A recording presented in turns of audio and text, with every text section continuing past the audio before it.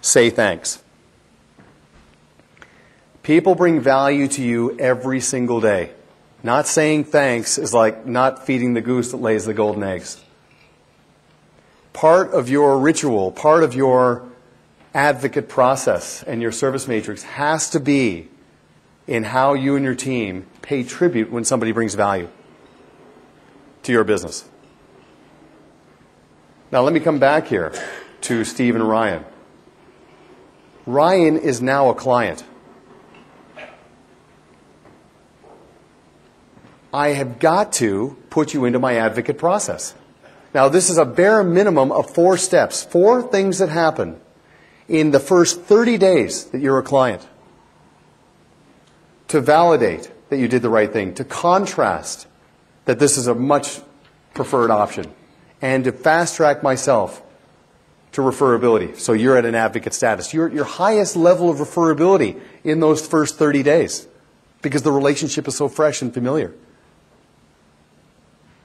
So what do I do to pay tribute to him coming on board?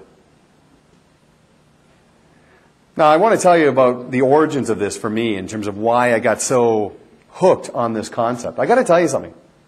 When I bought my first real car, I had other cars, but my first real car was a Mazda RX-7. Not to tell you, I was so pumped I could hardly stand it.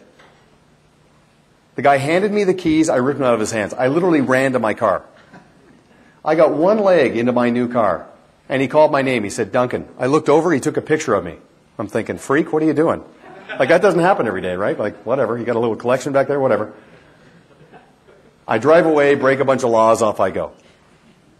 A week later in the mail, I get this mailing tube. I'm like, what is this? I open it up. It's a big, beautiful wall calendar. And at the top, there's a picture of me with a dorky grin on my face getting into my new car, plasticized on the top. And a thank you card. I was blown away. I don't know how many people I steered his way because he just stopped and said, hey, this is important to both of us. Thank you. I have a friend who bought a big new house. I mean, a house. A couple days after the dust settled, he'd moved in. The real estate agent showed up at his house with a big bristly welcome mat, plunked it down in his front door, and drove away. Didn't even knock. There was a little card on a string that said, welcome to your new home. My friend will be talking about that for the next 10 years. You can't get into his house without him talking about that mat. He's going off and on, about this mat, and I'm like, do you have any idea how much money she made on you? Like, it's no big deal. She's like, I don't care. Look at that. She cares about me. I'm like, it's $30. It's chicken feed in the grand scheme of things. He was blown away.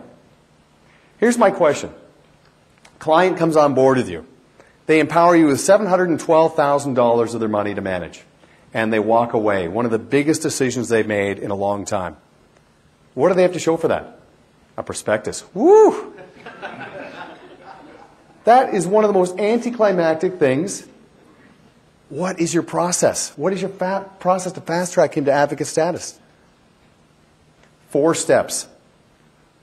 Step 1. And this is right in your procedures manual under advocate process. A minimum of 4 steps. Some advisors 6, 8. You live by the rules you set. It's up to you. But a minimum of these 4. The door hasn't even closed. He's not even down to his car yet. And I'm filling out the nicest thank you card I can find. Not these cheesy little $1.50 cards that say I'm going through the motions here. A card that has impact and shelf life. Now, what do most advisors write in the card? Most advisors say, thanks for the business. Thanks for the business? Why not be honest and just say, wow, the trailer fees in this are going to be great. Thank you very much. Thanks for the business. Wait a second. I don't need the money. Never pay tribute to the productivity. Pay tribute to the activity. Make it all about him. And show him you were paying attention. Always come back to form. All roads lead to form because it's all about chemistry. I am telling you right now, the chemistry you have with your clients is just as important as your credentials and competencies as a financial advisor. Dear Ryan, really enjoyed meeting with you today. Looking forward to a great relationship. Loved hearing about your new boat. Welcome aboard. Something simple, right? Step 1. Step 2, 1 week after the signing ceremony, we send out a formal welcome letter from the team. This is a letter from the team. We're looking forward to a great relationship. We take a team approach to client service. You introduce your team members, their roles, and their direct phone numbers. And please look at the phraseology you use for your team members. A lot of advisors have an assistant they call a sales assistant. Oh, I see. She's been hired to help you sell. Whose benefit does that speak to? The little card on the welcome mat did not say, thanks for the business. What did it say? Welcome to your new home. The client, the sales assistant, service assistant, client service assistant, or whatever. Just have phraseology that speaks to benefits to the clients. And of course, at the bottom of the letter, there's a closing paragraph that's speaking from you that essentially says the world stops regarding service. It literally conjures up this image of a red phone sitting on your desk under a glass jar. And when that thing rings, the world stops. That's step 2.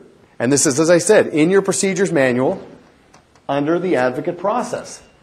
I mean, literally, there are some advisors that will have a sample of the card that they use with a sample phrase underneath the card as part of these 4 steps. And then beside the card, min and max. Now, what does this mean? So beside min, it's the number 10, and max is 25. To that team, this says that at any given time in our office, we have between 25 and 10 of the nicest cards you can find. And for us, 10 is 0. When we get down to 10, that's 0. We reorder. I mean, for some advisors, that's how documented they are. And it's a process they can follow. The letter is right that I just described is right behind it. Okay, step 3. 2 weeks after the signing ceremony, you send them out the nicest binder you can find. Now, I know a lot of you are probably doing this already. The nicest binder you can find. Don't cheap out on this. Make this thing a trophy.